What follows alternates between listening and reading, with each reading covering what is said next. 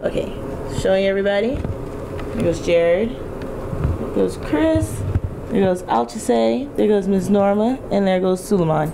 Yay! Okay, so we have everybody. Alright. So, today I'm going to do my persuasive speech on why we should have sex education talk with our children. So basically, like, how would you feel if your child came to you and said that they had an STD or they were pregnant and they were still children themselves? Because I was one of those when I was younger, because my parents wouldn't talk to me about the consequences of being sexually active.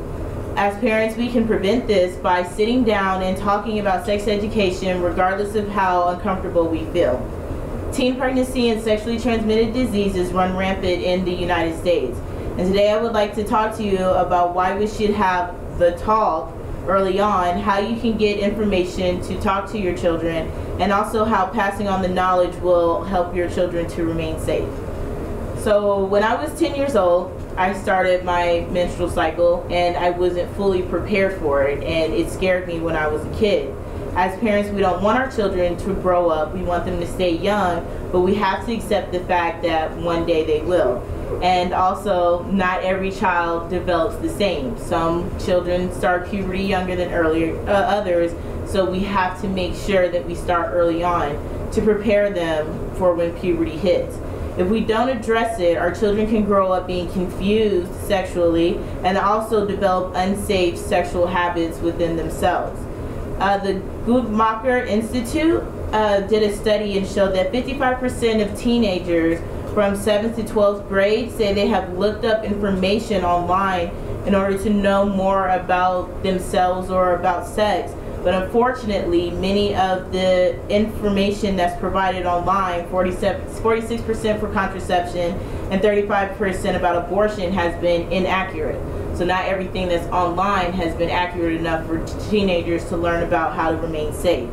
Also, of course, misinformation can end up hurting the child, and since a lot of the time children learn their information from their peers, when you pass on this misinformation, it just causes a whole lot of issues.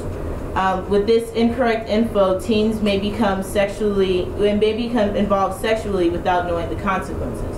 So they may become sexually active and not know how to use condoms properly. They might not know about birth control or STDs or anything like that, which can in fact damage our children when they get older.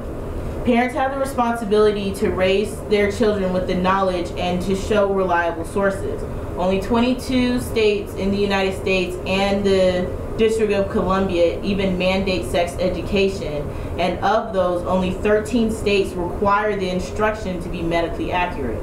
So you can't rely on the schools to teach your children about sex education, because not even their information is 100%. Also, if we don't teach our children now, it can affect future generations in communicating with their children, and so it'll continue to produce a long line of misinformation as you go along.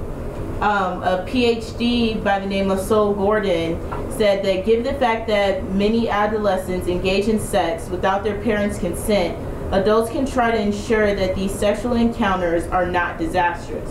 So we can't always tell our children, no, you can't have sex, but what we can do is make sure that we keep them safe and make sure that our children grow up and aren't growing up raising children of their own.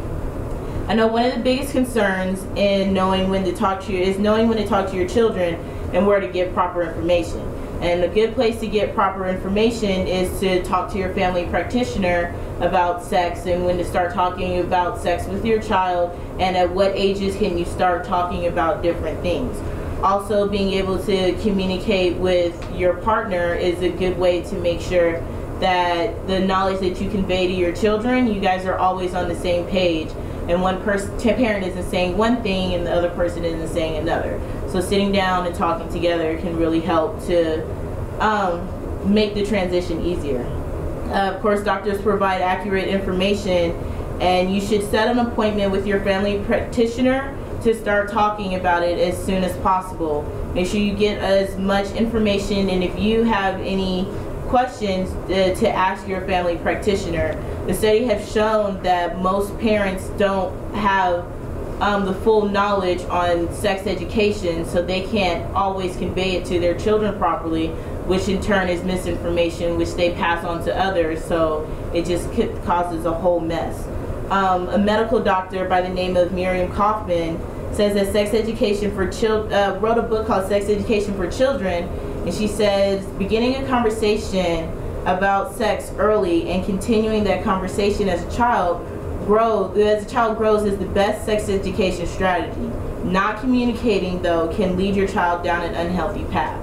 76% of male teens and 79% of female teens report that talking to their parents about at least one of 6 sex education topics, which is how to say no, methods of birth control, STDs, where to get birth control, and how to prevent HIV and how to use condoms, has gone on in their household. So lately, a lot of children have been talking to their parents more about it, but of course we want those numbers to grow and become more.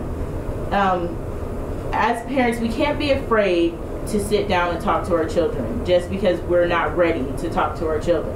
Our children might be ready and we don't know it, and we can damage them in the future because once they get to those teenage years, they might feel ashamed to talk or scared to talk about it, so they won't talk to you about it, they'll talk to their friends. Just like, for example, you have a hormonal teenage male who decided to just look online about sex and got misinformation, so he became sexually active with multiple partners. All of a sudden they got infested with an STD. So now you have him with multiple partners infested with an STD, and because of the fact that women's bodies are different from males' bodies, it can take between 2 to 90 days for symptoms to even show up in a female. So if she has other sexual partners, those STDs are being further passed along, and it can cause a big issues. The Center of Disease Control and Prevention stated, sexually transmitted diseases remain a major public health challenge in the United States, especially among women who disproportionately bear the long-term consequences of STDs. So when it comes to STDs, women have more of a health issue with it than men do, and it can hurt them by, if they're pregnant, they can lose their child, it can make them barren and everything else, because even though the symptoms of an STD may disappear, you can still have the disease in your body and you can still pass it along to others. Studies have also shown teens who have proper sex education are less likely to engage in sexual activity, and talking about it is healthy and safe. So like now in this country, they conducted studies and they've shown that learning about proper sex education does not make a child become more sexually active.